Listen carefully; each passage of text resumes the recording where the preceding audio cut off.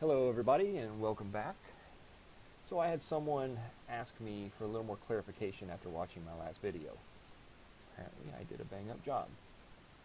Actually he said I did a decent job, but he was still confused, so take it for what you will. So basically the question was, why does the sum of squares yield a different value of average deviation than absolute value? So let me see if I can come up with a simpler explanation. It doesn't confuse everybody, because if it ain't simple, I ain't gonna do it. So first off, what are we looking for? The point of finding the standard deviation or the average deviation is to find a value that summarizes the degree of variance, or as we're getting ready to explore, it's the degree of dispersion within a distribution. Basically, we want to know how far the values are from the average. To do that, we add them up, find the average of the average. We use the average of our variables as a point of reference to calculate the distance of each variable from itself. So cue the absurdly large print. Absolute deviation does not uniquely characterize the dispersion of a distribution. I'm gonna say what? Okay, so here is the simply stupid explanation. We take our model from earlier and we look at this part, say right here. Well, okay, yeah, not there, just that part right there. It should be representative of all of its surrounding home chickens, but absolute deviation does not always provide the best representation of it. So why not absolute value? Well, here's why. Okay. Let's say we have 4 data points. 1, 2, 3, 4. First, we're going to add them up. You know this, saw it in the last video. We also know we're going to find their average. And then we're going to calculate their deviation using the sum of absolute values right now. We also learned that in the last video. Then we're going to take the sum. We're going to find the average deviation. Here you can see it's 1. What we know now is we have a mean of 2.5 and a standard deviation of 1. Got it? Okay.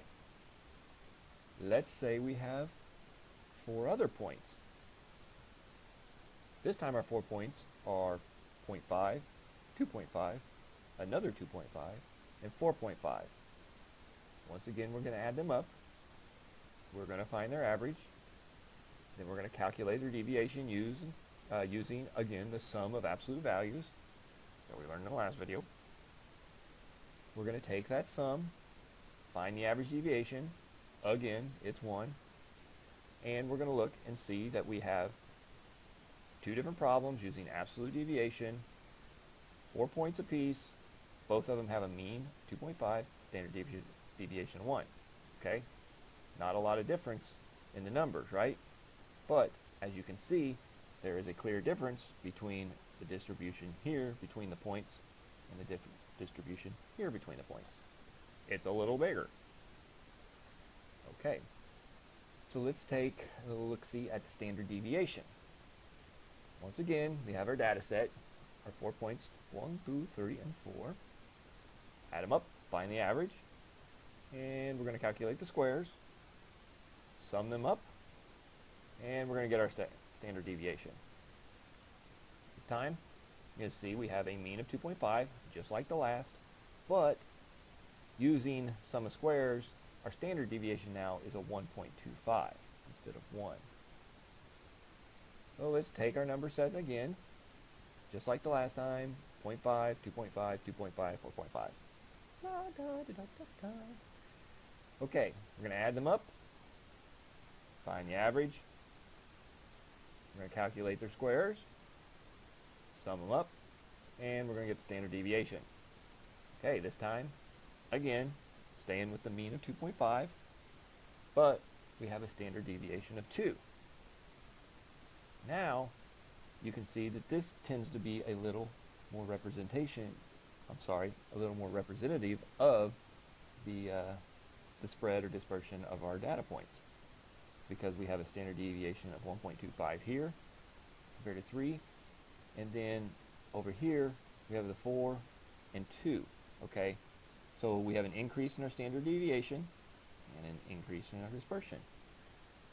Where before we had the increase here and here, but this was only 1 and 1.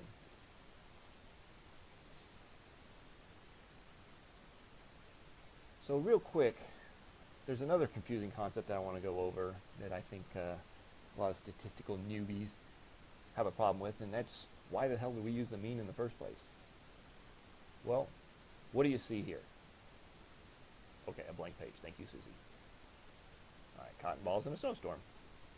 Maybe. Let me help you out. What do you see now? Ah, space. The final frontier. These are the voyages of the Starship Enterprise. Okay, so what do we know about space?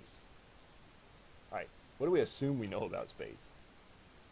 It is infinite, and there's no starting and stopping point, right? Well, what we like to do is try to create a point of reference, and then we compare everything to it. One popular point of reference is basically Earth compared to all kinds of other celestial bodies.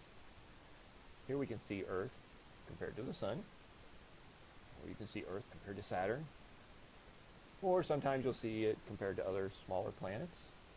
And then sometimes when someone wants to make you feel very tiny and insignificant, they will show you how Earth compares to the galaxy. So the short and sweet is that many times we are working with a data sample and can never know the actual total population. We cannot know the polar limits of our population.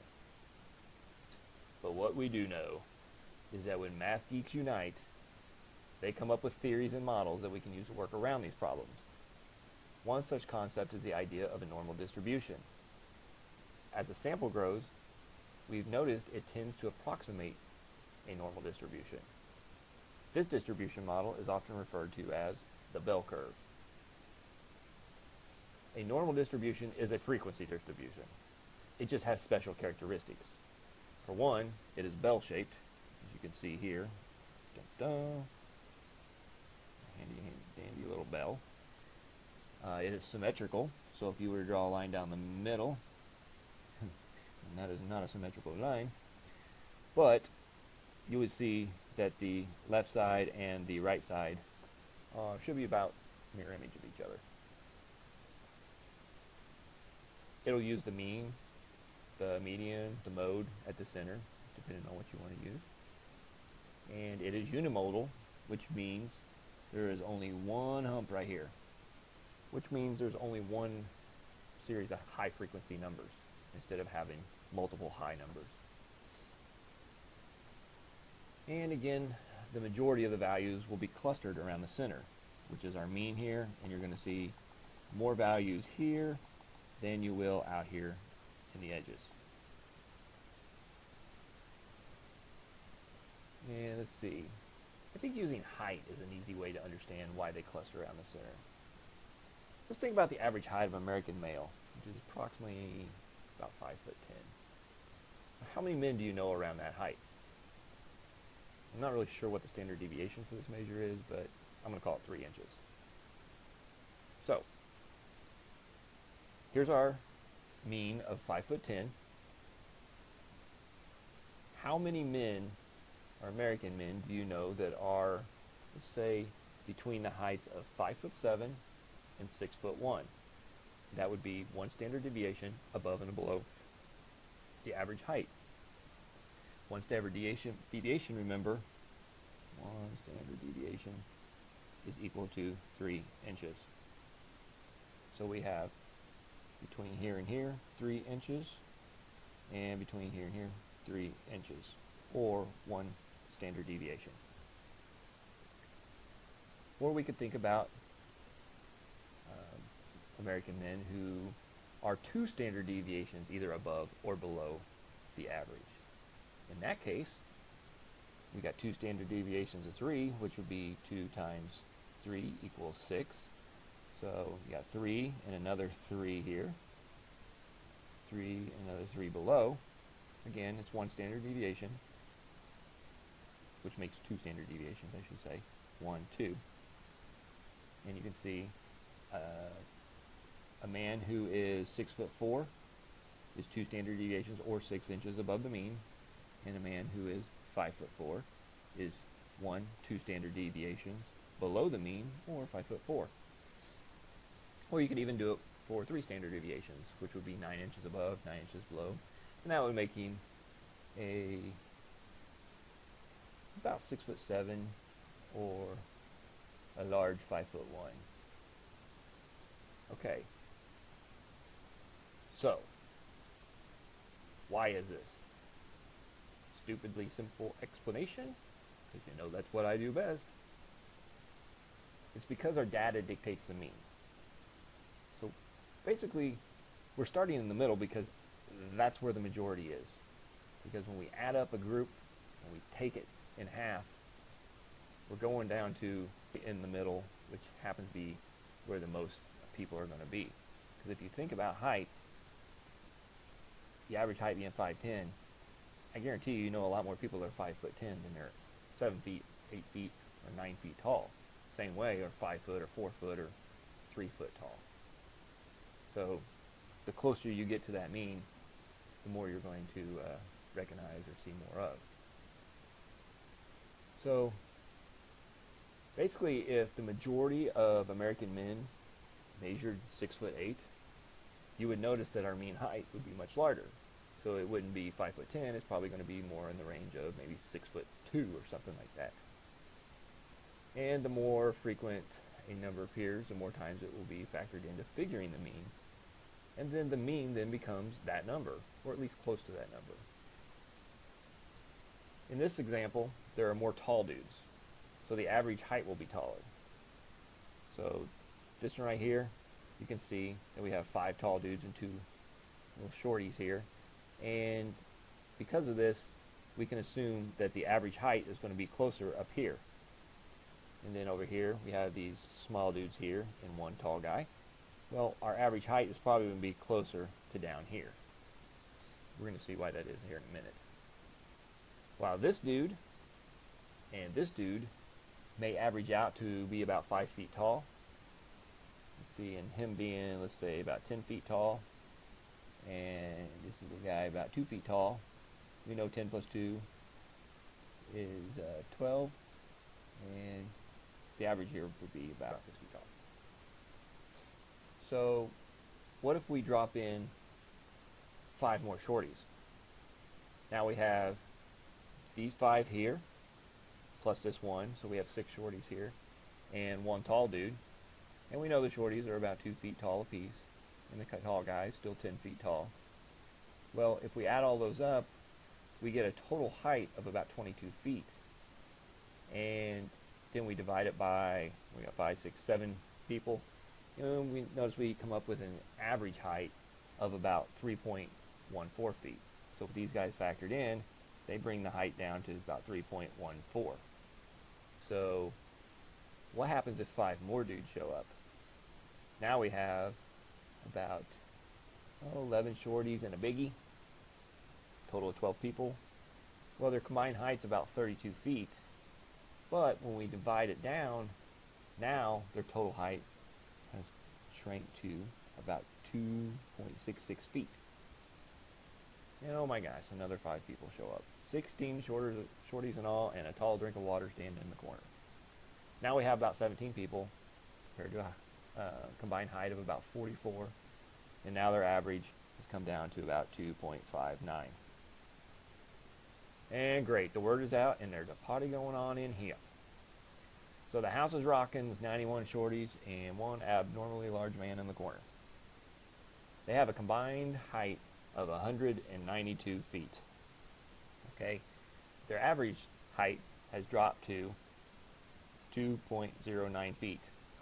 Dang near right at 2 feet. It's getting very close to the shorty majority. So the mean height has dropped to approximately 2 feet. And well, crap. The popo's here.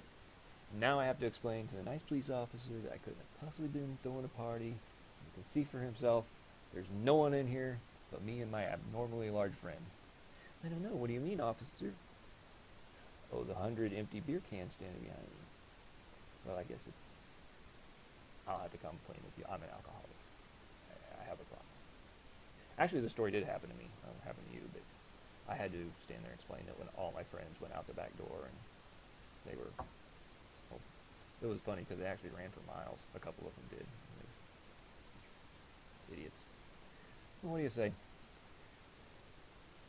So, anywho, the house clears out. Now it's just me and my friend again, my giant friend.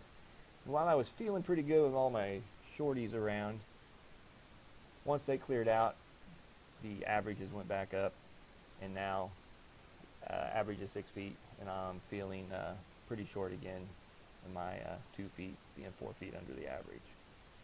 So hopefully it kind of clears things up. Basically, all I want you to take away from this is the more variables you add to the population, the larger the sample size, however you want to say it, the more it's going to approximate the mean.